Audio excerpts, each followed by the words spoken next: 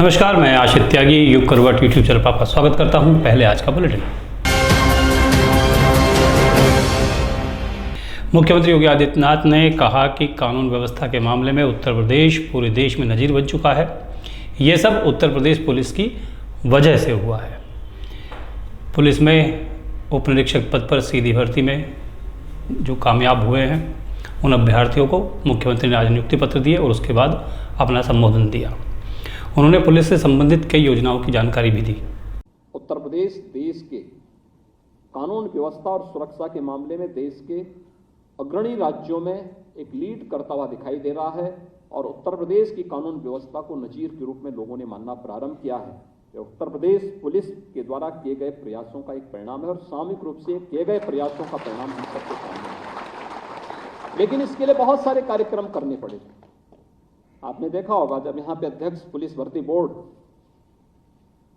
अपने विभाग के बारे में, जो पुलिस भर्ती और प्रोन्नति बोर्ड ने क्या कुछ किया है, उन्होंने जब इसके बारे में अपनी रिपोर्ट यहाँ पे प्रस्तुत की, यानी 1,54,000 से अधिक तो भर्तियां यहाँ उत्तर प्रदेश के अंदर हुई और इसके साथ ही लगभग 2500 भर्तियां, 2,500 भर्तियां हुई मृतक आश्रित के रूप में अतिरिक्त से भी भर्ती। उप निरीक्षक लिपिक और लेखा संवर्ग सीधी भर्ती एवं प्रोन्नति बोर्ड ने 1148 अभ्यर्थियों को नियुक्ति पत्र दिए हैं। गाजियाबाद में पुलिस लाइन में मुख्यमंत्री के कार्यक्रम का लाइव प्रसारण किया गया। बाद में कमिश्नर अजय कुमार मिश्रा ने 16 अभ्यर्थियों को नियुक्ति पत्र सौंपे। कमिश्नर ने उनके उज्जवल भविष्य की शुभकामनाएं भी दी। गाजियाबाद और नोएडा में आज जोरदार बारिश हुई। बरसात ने गर्मी और उमस से तो राहत दिला दी, मगर सड़कों पर परेशानी खड़ी कर दी। ऐसा शायद ही कोई मोहल्ला हो जहां जल भराव ना हुआ हो। गाजियाबाद में खुद नगर आयुक्त के घर के बाहर सड़क की हालत तालाब जैसी हो गई। लोगों को घंटों तक परेशानी झेलनी पड़ी। गर्मी और उमस से बेहाल लोगों को आज सुबह हुई झमाझम बारिश ने बड़ी राहत दी, लेकिन दूसरी तरफ इसी बारिश से आफत भी बढ़ी। बारिश के कारण जगह जगह पानी ही पानी नजर आने लगा। सुबह के समय बारिश होने से सबसे अधिक समस्या कामकाजी लोगों, स्कूल कॉलेज जाने वाले छात्र छात्राओं को उठानी पड़ी। बरसात की वजह से शहर में जगह जगह जलभराव हो गया। इससे वाहन चालकों को भी बड़ी समस्या का सामना करना पड़ा। मौसम विभाग अभी कई दिन बारिश का अंदेशा बता रहा है। दरअसल कल शाम से ही बारिश के आसार बनने शुरू हुए थे, लेकिन बारिश आज सुबह 8 बजे के आसपास शुरू हुई। बारिश के कारण तापमान में गिरावट आई तो लोगों को उमस से निजात मिली, लेकिन इस बारिश के बाद गाजियाबाद में हुए जलभराव ने लोगों की मुश्किलों को बढ़ा दिया। आरडीसी में नगर आयुक्त का आवास भी जलभराव की जद में आ गया। इसके अलावा BSNL road, Maliwada, Nehru Nagar, marble market, Ramteram road, Dasna gate, Gokna, railway station road, Gandhinagar, Navi market, Sayani gate Bazaar, Chopla मंदिर आदि ऐसी अनेक जगह हैं जहां पानी भरा रहा। गौशाला अंडरपास में तो कई फुट तक पानी भर गया। शहर के कई अन्य अंडरपास भी पानी की वजह से तालाब जैसे नजर आने लगे। बारिश के शुरू होते ही गाजियाबाद में बिजली गुल हो गई। जब तक तेज़ बारिश रही, विभाग ने सप्लाई शुरू नहीं की। बारिश के चलते कई सब स्टेशनों में पानी भरने की जानकारी मिली है। इस वजह से इन सब स्टेशनों में भी सप्लाई बंद रखी गई। Rajnagar, RDC, Kavi Nagar, Nehru Nagar, Ambedkar road, Gandhinagar, Patel Nagar, शिवबनपुर, Dasna gate, Turab नगर, घोकना, मालीवाड़ा, ट्रांस इंडियन आदि के क्षेत्रों में बिजली गुल रही। कई घंटों तक बिजली नहीं आई, ताकि आरडीसी में 2 घंटे बाद ही सप्लाई बहाल कर दी गई थी। बारिश के बीच एक ऐसा नज़ारा देखने को मिला जिससे हर कोई हैरान रह गया। ये वीडियो कैला भट्टा की बताई जा रही है। इसमें दिख रहा है कि कैसे सड़क पर पानी का सैलाब है और सैलाब में फ्रिज तिनके की तरह बहती हुई जा रही हैं। दरअसल बारिश के बाद सड़कों पर पानी इस तीव्र गति से बह रहा था कि जो भी सामने आया उसे बहा कर ले गया। ब्यूरो रिपोर्ट, युग करवट। नोएडा विकास प्राधिकरण के बैंक में जमा एफडी में धोखाधड़ी की बात सामने आई है। इस मामले में प्राधिकरण की ओर से पुलिस को शिकायत दी गई है। पुलिस ने इस मामले में रिपोर्ट दर्ज कर ली है। बैंक कर्मचारियों की मिलीभगत का भी पता लगाया जा रहा है। थाना 58 में कल 4 जुलाई को एक तहरीर प्राप्त हुई, जिसमें नोएडा प्राधिकरण की तरफ से बताया गया कि उन्होंने जो पैसे एफडी के लिए जमा किए थे बैंक में, उसमें से 3.8 करोड़ रुपीस निकाले गए हैं, उनका गबन हुआ है, और 9 करोड़ रुपए निकाले जा रहे थे जो सफलतापूर्वक वापस आ गए। इसमें नोएडा प्राधिकरण की तहरीर द्वारा एफआईआर लिखवाई गई और सुसंगत धाराओं में एफआईआर लिखवाई गई, जिसमें 420, 409, 467, 68, 71, 120 भी में एफआईआर लिखवाई गई है। इसमें बैंक कर्मियों और साथ ही साथ अन्य कर्मियों की भी संलिप्तता की जांच हो रही है। अन्य विधिक कार्रवाई प्रस्तुत है। उत्तर प्रदेश सरकार के स्वतंत्र प्रभार मंत्री नरेंद्र कश्यप दुधेश्वर नाथ मंदिर पहुंचे। यहां उन्होंने अपने परिवार के सभी सदस्यों के साथ पूजा की। मंदिर के महंत नारायण गिरी ने उनका स्वागत किया।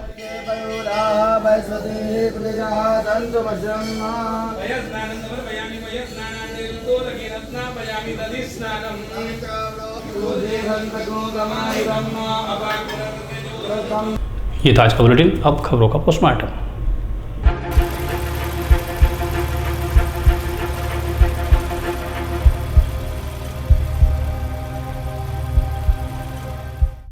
जब भी भारत के स्वतंत्रता संग्राम की बात होती है तो बाबू जगजीवन राम का जिक्र किए बिना वो कहानी पूरी नहीं होती। भारत के उप प्रधानमंत्री रहे, रक्षा मंत्री रहे बाबू जगजीवन राम का निधन 6 जुलाई 1986 को 78 वर्ष की उम्र में हुआ था। बाबू जगजीवन राम का भारत के संसदीय लोकतंत्र के विकास में अमूल्य योगदान रहा है।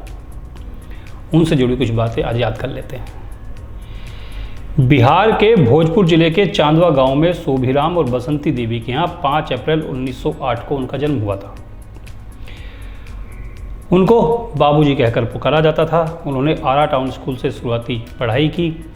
दलित समाज से आने के कारण शुरुआती दिनों में मुश्किलों का बहुत सामना करना पड़ा। बनारस हिंदू विश्वविद्यालय और कलकत्ता विश्वविद्यालय से उन्होंने उच्च शिक्षा हासिल की। 1934 में उन्होंने कलकत्ता में अखिल भारतीय रविदास महासभा और अखिल भारतीय दलित वर्ग लीग की स्थापना की। इस संगठन, ये दोनों संगठन के माध्यम से उन्होंने दलित समाज के लोगों को स्वतंत्रता संग्राम में शामिल किया। 19 अक्टूबर 1935 को रांची में हेमंड कमीशन के सामने पेश होकर पहली बार दलितों के लिए वोटिंग के अधिकार की मांग भी बाबू जगजीवन राम ने की थी। 28 साल की उम्र में ही 1936 में बिहार विधान परिषद के सदस्य वो नामित किए गए थे। 1937 में जब कांग्रेस सरकार बनी तो बाबूजी को शिक्षा विकास मंत्रालय में संसदीय सचिव के रूप में नियुक्त किया गया था। 1938 में उन्होंने पूरे मंत्रिमंडल के साथ इस्तीफा दे दिया था। बाबू जगजीवन राम ने स्वतंत्रता संग्राम में बहुत महत्वपूर्ण भूमिका निभाई थी। महात्मा गांधी के विचारधारा से प्रभावित होकर उन्होंने 10 दिसंबर 1940 को गिरफ्तारी भी दी थी। बाबू जगजीवन राम के नाम 50 साल तक सांसद रहने का वर्ल्ड रिकॉर्ड भी दर्ज है। उनके जन्मदिन को हर साल समता दिवस के रूप में मनाया जाता है। लोकसभा की पूर्व स्पीकर रही मीरा कुमार उन्हीं की बेटी थी। बाबू जगजीवन राम ने 1937 से ही भारतीय राष्ट्रीय कांग्रेस में प्रमुख भूमिका निभाई। 1940 से 1977 तक अखिल भारतीय कांग्रेस कमेटी के सदस्य रहे। 1948 से 1977 तक कार्य समिति के सदस्य रहे। 1950 से 1977 तक केंद्रीय संसदीय बोर्ड में रहे। जगजीवन राम ने नेहरू से लेकर इंदिरा गांधी की सरकार में अहम मंत्रालय जो है उनकी जिम्मेदारी संभाली थी। 1971 में जब भारत पाकिस्तान युद्ध हुआ था उस समय वे देश के रक्षा मंत्री थे। जब देश में हरित क्रांति हुई थी उस समय वो कृषि मंत्री थे। देश में जब इमरजेंसी लगाई गई थी तो कुछ महीनों तक बाबू जगजीवन राम और इंदिरा गांधी के बीच रिश्ते सामान्य रहे। बताया जाता है कि इंदिरा गांधी ने उनसे वादा किया था कि अगर उनको पीएम पद छोड़ना पड़ा तो जगजीवन राम देश के अगले प्रधानमंत्री बनेंगे। हालांकि इसके बाद दोनों के बीच दूरियां बढ़ गईं। जगजीवन राम ने इमरजेंसी हटाए जाने के बाद अपनी पार्टी बना ली। जगजीवन राम ने हेमवती नंदन बहुगुणा के साथ मिलकर कांग्रेस पार्टी से इस्तीफा दिया और कांग्रेस फॉर डेमोक्रेसी नाम से नई पार्टी बनाई। इस बीच जयप्रकाश नारायण के कहने पर उन्होंने जनता पार्टी के चुनाव पर भी चुनाव लड़ा था। जनता पार्टी की जीत के बाद जगजीवन राम प्रधानमंत्री पद के दावेदार में से एक थे, लेकिन मोरारजी देसाई पीएम के लिए चुन लिए गए। बाबूजी ने मोरारजी देसाई के शपथ ग्रहण समारोह से दूरी बनाई रखी। जयप्रकाश नारायण के काफ़ी समझाने के बाद वो कैबिनेट का हिस्सा बने और उन्हें उप प्रधानमंत्री बनाया गया। बताया जाता है कि इस दौरान उनके बेटी की कुछ तस्वीरों को लेकर आपत्ति हुई थी, हंगामा भी हुआ था। 1980 में हुए लोकसभा चुनाव में जगजीवन राम को जनता पार्टी ने पीएम पद का उम्मीदवार बनाया था, लेकिन उस चुनाव में पार्टी को हार का सामना करना पड़ा। इसलिए बाबू जगजीवन राम प्रधानमंत्री बनते बनते रह गए। प्रधानमंत्री नरेंद्र मोदी कल गोरखपुर पहुंच रहे हैं, वहां उनके कई कार्यक्रम हैं। प्रधानमंत्री के स्वागत के लिए शहर में 65 स्थान चिन्हित कर लिए गए हैं। ये पॉइंट एयरपोर्ट से गीता प्रेस और रेलवे स्टेशन के बीच बनाए गए हैं। हर पॉइंट पर स्वागत के लिए पदाधिकारी और उनकी टीम की जिम्मेदारी निर्धारित कर दी गई है। एक पॉइंट पर 200 से लेकर 250 तक कार्यकर्ता रहेंगे। वो लोग पुष्प वर्षा करेंगे और भारत माता की जय के नारे लगाएंगे। जो स्वागत का पहला पॉइंट है वो एयरपोर्ट गेट और अंतिम पॉइंट रेलवे स्टेशन का कैबवेद गेट होगा। इस बीच जो प्रमुख पॉइंट हैं एम्स गेट, गुरुंग तिराहा, मोदीपुर चौराहा, विश्वविद्यालय चौराहा, गणेश चौराहा, चेतना तिराहा, कचहरी तिराहा, टाउनलाल तिराहा, घोष कंपनी, रेती चौक और माया कॉम्प्लेक्स होगा। मुख्यमंत्री योगी आदित्यनाथ के आह्वान के बाद नरेंद्र मोदी को शहर साफ और सुंदर दिखना चाहिए। इसके लिए स्वच्छता अभियान चलाया गया है। पूरे दिन चले अभियान में जनप्रतिनिधियों से लेकर पार्टी के पदाधिकारियों ने भागीदारी की। टोली बनाकर सभी मोहल्लों में सफाई कराई गई है। इसके अलावा टास्क भी पदाधिकारी को दिया गया है। शहर के तमाम व्यापार मंडलों को भी इस कार्यक्रम से जोड़ने की कवायद की गई है। व्यापार मंडल के पदाधिकारी, व्यापारी भी पुष्प वर्षा में शामिल होंगे और प्रधानमंत्री का फूल मालाओं से स्वागत करेंगे। रेती चौक से गीता प्रेस तक मानव श्रृंखला बनाने की योजना भी बनी गई है। इसमें ज़्यादा से ज़्यादा युवाओं को जोड़ने का प्रयास किया जा रहा है। एयरपोर्ट से गीता प्रेस और गीता प्रेस से रेलवे स्टेशन तक जितने भी पॉइंट तय गए हैं उन पॉइंट्स पर सभी की जिम्मेदारी तय है। आप और हम सामान्य नागरिक हैं, लेकिन हमारे कुछ शौक होते हैं। तो जो देश के या वैश्विक स्तर पर, विश्व पटल पर जो बड़े नेता हैं, उनके भी अजीब गरीब शौक होते हैं। कुछ के शौक मैं आज आपको बताता हूँ। प्रधानमंत्री नरेंद्र मोदी को फैशन का बड़ा शौक है। प्रधानमंत्री मोदी की बात करने के लिए उनके ड्रेसिंग स्टाइल को युवा काफ़ी पसंद और फॉलो करते हैं। उनका ड्रेसिंग स्टाइल हमेशा चर्चा में रहता है। हाफ कट बाहाँ वाले कुर्ते से लेकर रंग बिरंगी पगड़ी उनकी काफ़ी लोकप्रिय हुई है। मोदी के कुर्ते पहनने का स्टाइल न देश बल्कि पूरे विदेश में लोगों का ध्यान अपनी तरफ आकर्षित करता है। जो मोदी पहनते हैं जैकेट टाइप जो ऊपर कुर्ते के, उसको मोदी जैकेट के नाम से अब लोग पुकारने लगे हैं। इसी कड़ी में 2019 में बॉलीवुड स्टार अक्षय कुमार ने पीएम का एक इंटरव्यू लिया था, जिसमें उन्होंने अपने शौक के बारे में बताया था और एक किस्सा भी सुनाया था। प्रधानमंत्री मोदी ने बताया था कि एक समय जब वे लोटे में गर्म कोयला डालकर अपने कपड़े प्रेस किया करते थे। जब अक्षय ने उनसे ड्रेसिंग सेंस के बारे में पूछा तो उन्होंने कहा कि आपने मुझे मेरे फैशन के लिए पूछा है।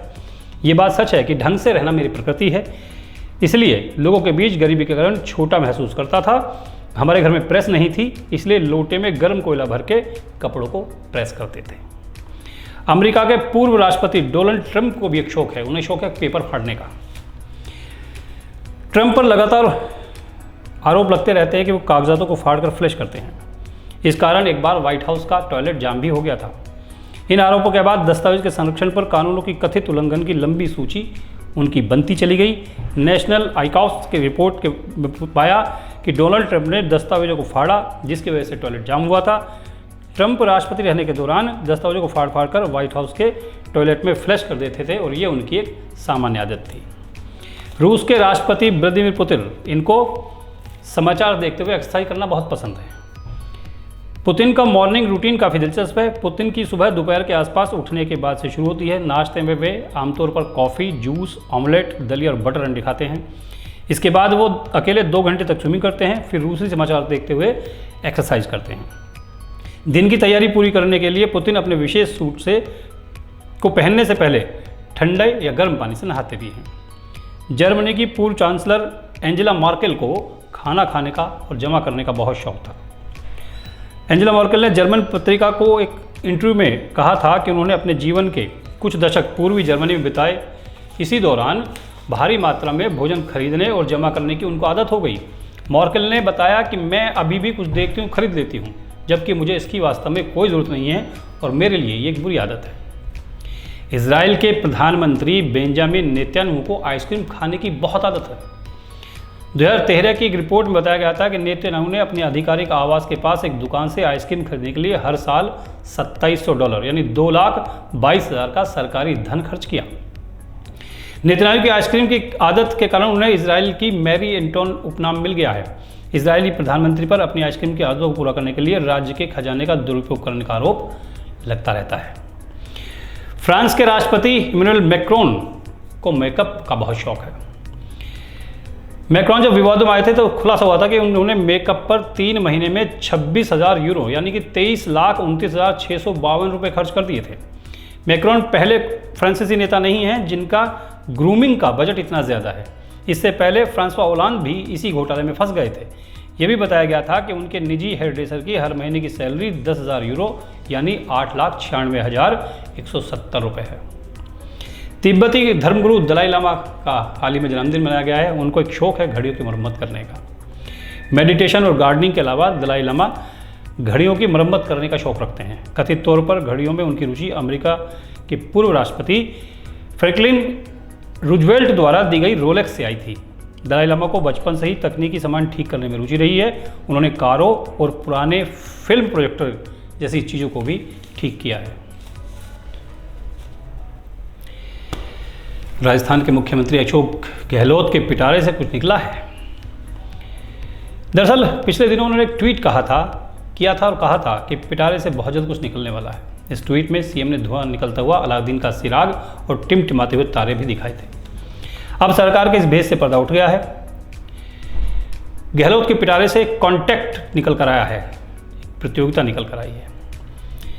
ये एक जन सम्मान वीडियो कॉन्टेस्ट है जिसमें सीएम गहलोत अपनी सरकार की योजनाओं का प्रचार प्रसार जनता से कराएंगे। सूत्रों के मुताबिक अशोक गहलोत का वीडियो संदेश भी एक दिन पहले रिकॉर्ड कर लिया गया, जिसे जल्द ही सार्वजनिक किया जाएगा।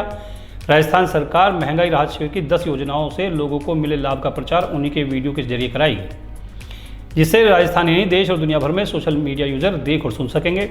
महंगाई राहत शिविर के लाभार्थियों को अपना वीडियो बनाकर सोशल मीडिया अकाउंट और राज्य की वेबसाइट पर अपलोड करना होगा। पोस्ट करने के बाद वो इस कंटेस्ट का हिस्सा बन जाएंगे। वीडियो में बताना होगा कि किस तरह की योजनाओं का लाभ उन्हें मिल रहा है, इससे उनके जीवन पर क्या असर पड़ा है, महंगाई से कितनी राहत मिली है, ये योजना उन्हें कैसी लगी। इसके बाद इस योजना में जो पुरस्कार राशि है, पहला पुरस्कार 1 लाख रुपये का है, दूसरा 50,000 रुपये का है, तीसरा 25,000 रुपये का है और 100 सांत्वना पुरस्कार 1,000 रुपये प्रति विजेताओं को दिए जाएंगे। तो ये था अशोक गहलोत की पिटारे से निकलने वाली नई योजना, जिसे आम आदमी को जोड़ने की काम किया जाएगा। और गहलोत सरकार का ये भी मानना है कि इस योजना को आने वाले समय में देश के दूसरे राज्य भी अपना सकते हैं। आज के लिए बस इतना ही। गाजियाबाद और उसके आसपास की खबरों के लिए देख लीजिए युग करवट यूट्यूब चैनल और विस्तृत रूप से जानकारी के लिए पढ़िए युग करवट समाचार पत्र। आज का बुलेटिन, आज का खबरों का पोस्टमार्टम आपको कैसा लगा मुझे कमेंट करके ज़रूर बताइएगा। युग करवट यूट्यूब चैनल को सब्सक्राइब करें, वीडियो को लाइक करें, अपने दोस्तों और इस साथ शेयर जरूर करें। नमस्कार।